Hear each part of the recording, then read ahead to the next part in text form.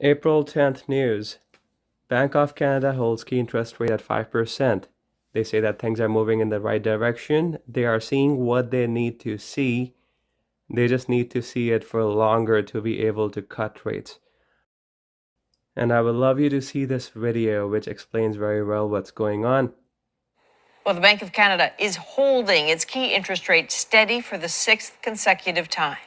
So that means it remains at 5%, where it's been since July. Inflation has been falling, but the bank says it wants to see sustained slowing. So Tiff Macklem was asked directly today, is a rate cut a possibility in June?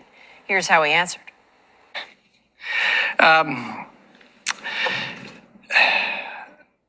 Yes, it's within the realm of possibilities.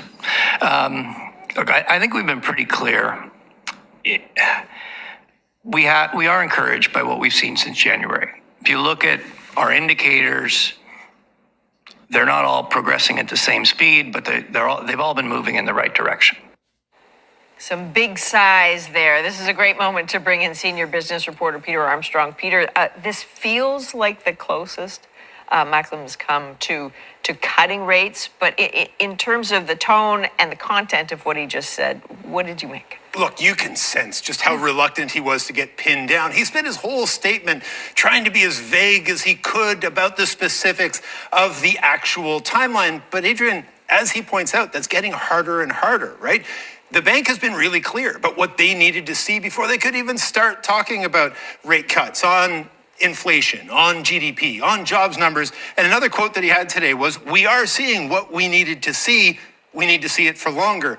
And all he did here was open the door. This is no promise, but even that opening of the door is you could hear the heaving sigh of relief right across the country. Totally. What is the calculation that he's making at this point? And what is the reluctance to cut rates? The reluctance is that inflation could reaccelerate, like we're seeing it happen in this morning's numbers in the United States. The other big one here is the spring housing market that's already heating up. To cut rates into that would be like adding jet fuel to it. So there's a lot of monsters under the bed right now. He just wants to buy some time, lull them to sleep, and hopefully get to cutting this summer. All right, Peter Armstrong, thank you. So that was a very informative video. I hope you found some value. But what do you think about what's happening with the interest rates? That's a good question for you.